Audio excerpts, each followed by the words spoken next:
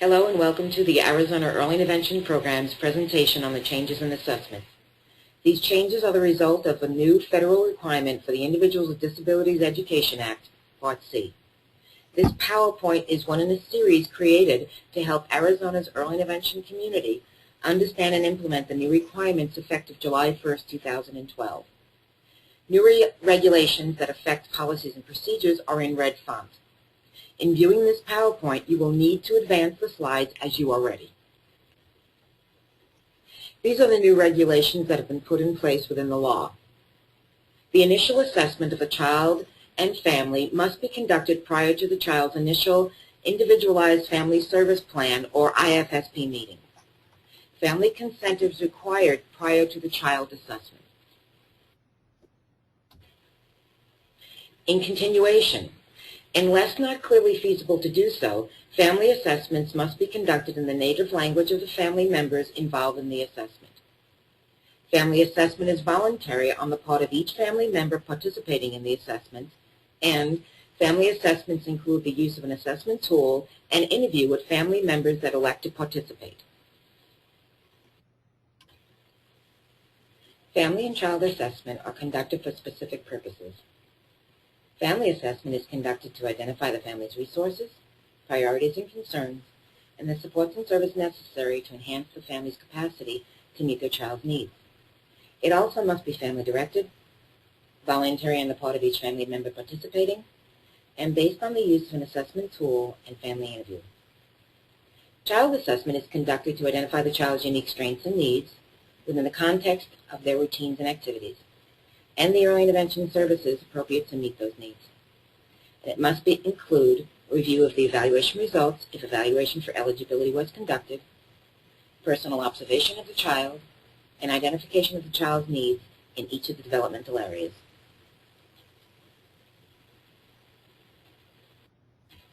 The process for the initial assessment is as follows, and who does it is dependent on how the child was made eligible. The person doing it must provide and explain the Child and Family Assessment Guide for families. They must ask the family which family members they would like to participate in the assessment. They must obtain consent for the child assessment and schedule the assessment visit. In the case that a child is made eligible by record review, at the end of the initial visit, the service coordinator follows this process. In the case that the child is made eligible through the evaluation, at the end of the evaluation visit, the team member follows this process. This is a draft of what the Consent for Child Assessment form will look like.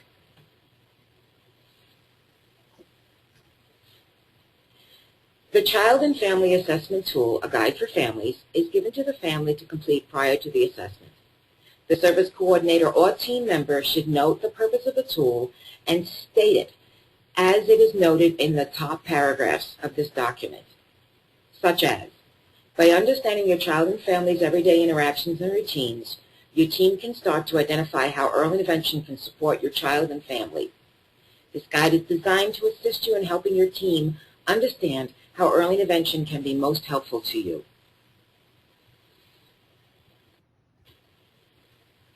The family can share as much information as they choose or are comfortable in sharing. They can make additional copies of this page or use plain paper if they want to document more routines and activities.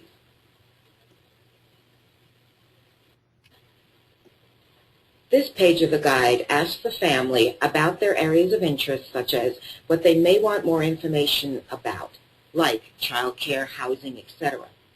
It also asks the family to share what resources they currently have within their family, extended family, and community members, and other kinds of resources they may want to share with the early intervention team.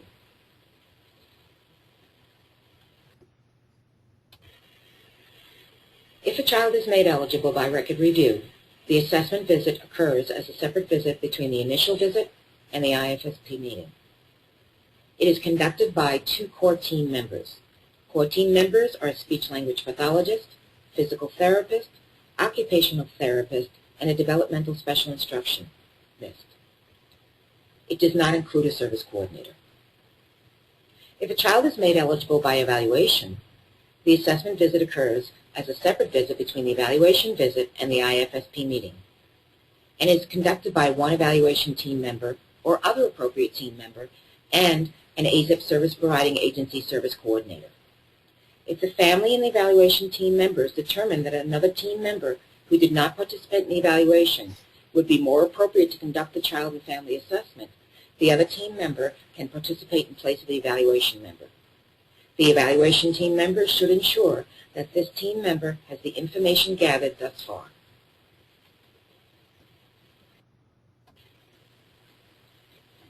If the child is known to be DDD or ASDB eligible, the DDD or ASDB service coordinator should be invited to participate in the assessment. If the team is not able to schedule the assessment due to scheduling conflicts, the AZEP service coordinator from the IPP team would be able to participate. The team must remember that the 45-day timeline still must be met, even though there is another visit that must occur within the same 45 days.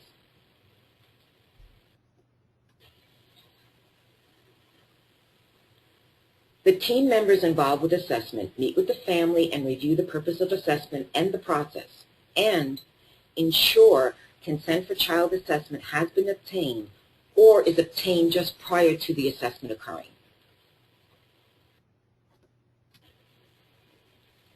At the initial assessment, the team members involved with the assessment ask the family if they had time to look at or complete the child and family assessment guide and wish to use it in the discussion. Offer a copy of the guide if the family does not have it, but not to complete at this point but to reference during the discussion, and document the discussion with the family on the child and family assessment pages of the IFSP. The team may use a child-specific assessment tool in whole and in part to ensure that they have enough information to be comfortable in understanding the child's developmental skills and abilities. Information from the tool may be used as a reference and is documented on the child and family assessment pages of the IFSP within the context of the family's routines and activities. The scores and specific skills resulting from the use of this tool are not reported. This page of the IFSP documents a summary of the family's routines and activities as identified through the guide, and how the child participates within each of those routines and activities.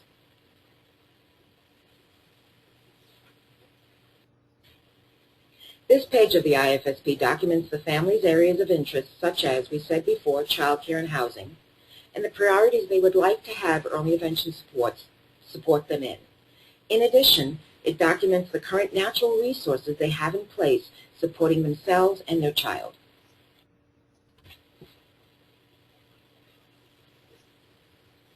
The same discussion used to complete the child assessment is used for the child indicator summary process. Introduce the child indicators, explain to the family the importance of measuring progress. Ensure that you have a decision-making tree available and the definitions of the ratings. Complete the child indicator entry form with the family. The entry child indicator summary form should be completed with the family during the initial child assessment visit and again within 90 days from exit from the AZEP program.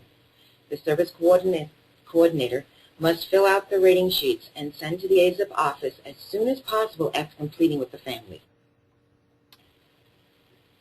This is a copy of the revised child indicator entry summary form.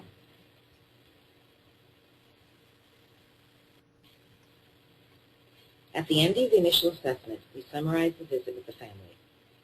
Review the information gathered during the assessment to support the development of the IFSP. The priorities identified may become outcomes, and the natural resources may become strategies when developing steps and services necessary to meet the outcomes. End the assessment visit by scheduling the initial IFSP meeting.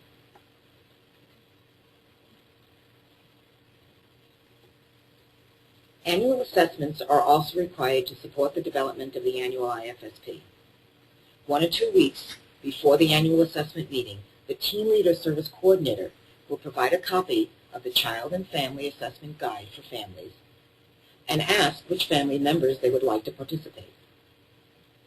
Helping families understand the early intervention process is an important role of the service coordinator. By spending time providing a copy and explanation of the Child and Family Assessment Guide for families, the parent and other family members have time to prepare for and fully participate in the annual assessment process. The guide is for them to use in whatever way works best for the family.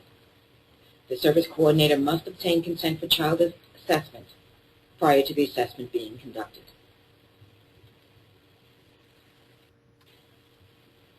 The Child and Family Annual Assessment must include the involvement of 2 or more disciplines or professions, one of which may be the service coordinator.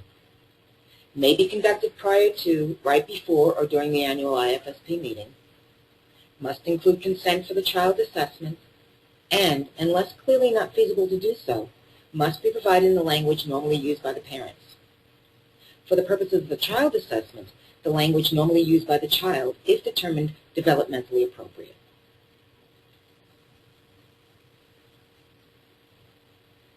Team members meet with the family and review the purpose of the assessment and process. The members also ask the family if they had time to look at or complete the Child and Family Assessment Guide and wish to use it in the discussion. Offer a copy of the guide if the family does not have it, not to complete at this time, but to reference during the discussion. As part of the annual assessment, the team may use a child-specific assessment tool, in whole or in part, to ensure they have enough information to be comfortable in understanding the child's developmental skills and abilities. Information from this tool may be used as a reference. It is documented in the Child and Family Assessment pages of the IFSP within the context of the family's routines and activities. The scores and specific skills generated from the tool are not reported.